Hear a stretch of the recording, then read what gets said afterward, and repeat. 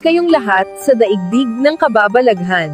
Sabay-sabay nating tuklasin ang mundo ng kahiwagaan. Ang pagdadalang tao sa dilim, isang gabi ng tag-ulan, lumipat si Maya at ang kanyang asawang si Elias sa isang liblib na baryo sa kabundukan. 8 buwan nang nagdadalang tao si Maya, at napagdesisyon na nilang lumipat sa probinsya upang makatipid at magkaroon ng payapang buhay bago dumating ang kanilang anak. Ang bahay na kanilang nakuha ay isang lumang bahay na yari sa kahoy, nakatayo sa gitna ng masukal na kakahuyan.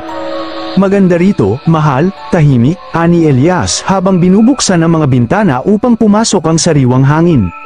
Ngunit sa kabila ng payapang paligid, may kung anong bigat sa hangin na bumabalot sa bahay, isang malamig na pakiramdam na bumalat kay Maya, dahilan upang sandaling tumayo ang kanyang mga balahibo.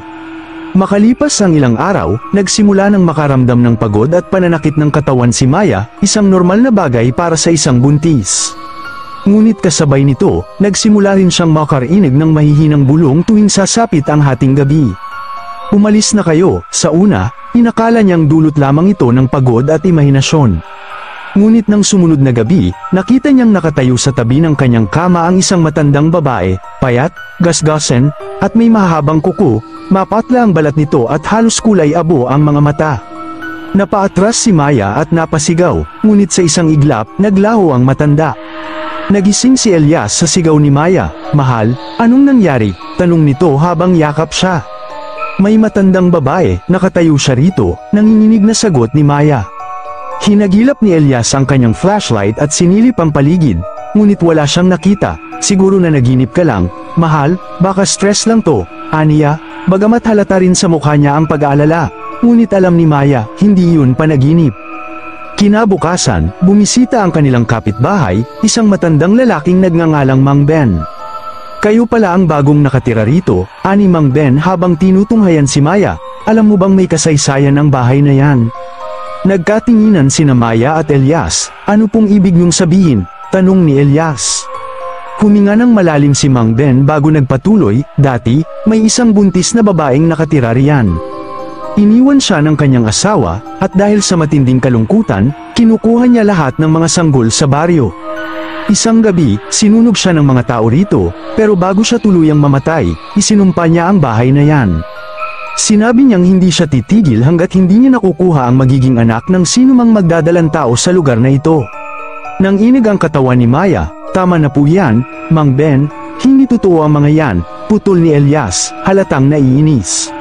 Ngunit hindi siya sinagot ng matanda, bagkus, matamang tinitigan nito ang tiyan ni Maya bago umalis nang hindi na lumingon pa.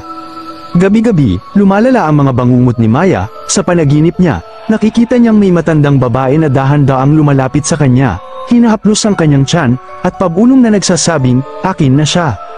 At isang gabi, habang mahimbing na natutulog si Elias, nagising si Maya sa matinding pananakit ng tiyan. Pakiramdam niya ay mangganganak na siya, lumabas siya ng bahay upang humingi ng tulong sa mga kapitbahay. Ngunit sa kanyang paglabas, nakita niyang may isang babaeng nakatayo sa harapan ng bahay. Ang matandang nakikita niya sa kanyang panaginip, "Akin na ang bata," malamig nitong sabi. Napasigaw si Maya at agad bumalik sa bahay, ngunit sa kanyang pagtalikod, isang malakas na kamay ang humablat sa kanya, napaluhod siya sa lupa, at isang matinding kirot ang bumalot sa kanyang tiyan.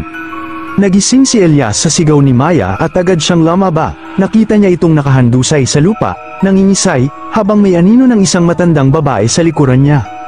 "Umalis ka, layuan mo siya," sigaw ni Elias, ngunit nang lapitan niya si Maya, biglang nawala ang anino. At sa sumunod na sandali, dumaan ang isang napakalakas na hangin, at isang matinis na halakhak ang pumuno sa buong paligid. Kinabukasan, natagpuan na lamang ng mga kapitbahay si Maya na walang malay sa loob ng bahay, at wala na ang kanyang sanggol sa kanyang sinapupunan. Wala rin kahit anong bakas ng dugo o senyales na nanganak siya. Naging binging-bingi ang baryo sa sigaw ni Maya nang maalala niyang wala na ang kanyang anak, isang anak na hindi niya man lang nasalayan. At sa kalayuan, sa gitna ng madilim na kakahuyan, isang matandang babae ang nakatayo, may buhat na sanggol na mahimbing na natutulog sa kanyang bisig. Aral ng kwento, huwag baliwalain ang babala ng matatanda. Minsan, ang mga lumang kwento o pamahiin ay may pinagmulan at maaaring may katotohanan. Ang hindi pakikinig sa babala ng matatanda ay maaaring humantong sa kapahamakan.